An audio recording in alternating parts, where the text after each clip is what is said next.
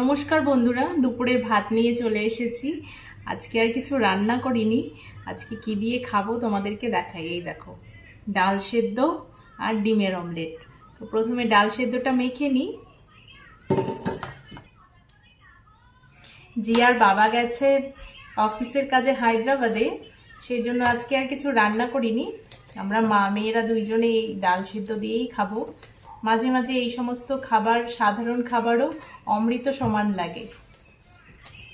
প্রথমে লবণের মধ্যে লঙ্কাগুলো ভালো করে ডলে নিচ্ছি। আর মুসুর ডাল সেদ্ধ ভাত ভীষণ ভালো লাগে খেতে। ছোটবেলায় মা দিদাকে দেখেছি ওই ভাতের মধ্যে একটা কাপড়ের মধ্যে মুসুর ডাল পটলি করে বেঁধে তারপরে ভাতের মধ্যে দিয়ে দিত, আর সুন্দর সেদ্ধও হয়ে যেত। এবার পেঁয়াজটাকেও লবণ দিয়ে লঙ্কা দিয়ে ভালো করে একটু ডলে নিই। এই ডাল সেদ্ধ ভাত অনেকদিন খাওয়া হয় না, মাঝে মাঝে ইচ্ছে করে একটু ডাল সেদ্ধ এগুলো দিয়ে খাই, তবে ডেইলি মাছ মাংস এগুলো রান্না হয়, সেই জন্য আর খাওয়া হয়ে ওঠে না।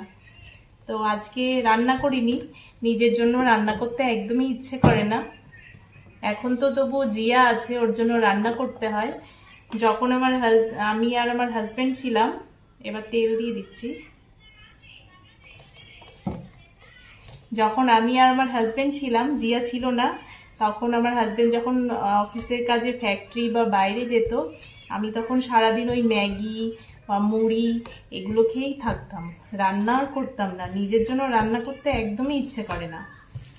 এবার ভালো করে মেখে নিচ্ছি। ডালটা সেদ্ধ করার সময় আমি নুন দিইনি, এর জন্য একদম মাপ মতো নুন দিয়ে নিলাম। এবার ভালো করে এটাকে মেখে নেব। আজকে এটা দিয়েই খাবো। মাখতে গিয়ে তো আমার জিভ দিয়ে পুরো জল চলে আসছে। অনেকে এটাকে ডাল ভর্তাও বলো, আমরা ডাল সেদ্ধই বলি।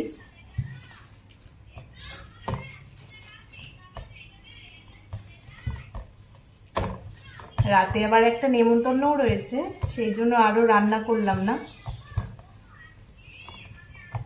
তো হয়ে গেছে ডালটা মাখা। এবার ভাত নিয়ে নিচ্ছি, আর কিছুটা ডাল সেদ্ধ নিয়ে নিচ্ছি,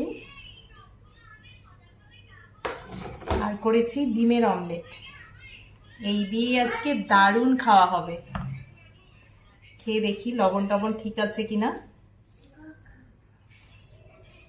তোমাদের কাদের কাদের এরকম ডাল সেদ্ধ বা ডাল ভর্তা দিয়ে ভাত খেতে ভালো লাগে, তো আমাকে কমেন্ট করে জানিও। আমার তো ভীষণ ভালো লাগে।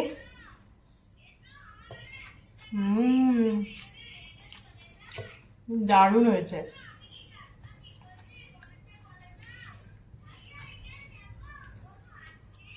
এটা দিয়েই খাওয়া হয়ে যাবে।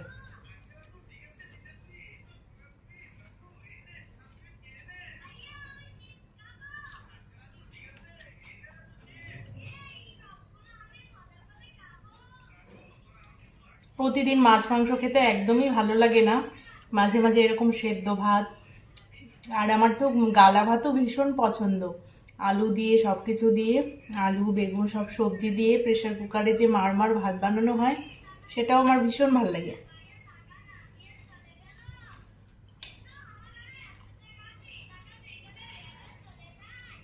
তো তাড়াতাড়ি খাওয়া দাওয়াটা শেষ করি, এরপর সন্ধেবেলা আবার নেমন্তন্নতেও যাবো। এখন তো সন্ধ্যা হয়ে গেছে আর আমিও রেডি হয়ে নিয়েছি। জিয়া তো আগেই চলে গেছে, আমাদের পাশের ঘরে আজকে জন্মদিন একটি বাচ্চার। জিয়া তো আগেই চলে গেছে বাচ্চার সব আওয়াজ শুনে। এবার আমিও যাচ্ছি, তো চলো তোমাদেরকেও নিয়ে যাই। জিয়া এখানে এসে সব বন্ধুদের সাথে খুব আনন্দ করছে।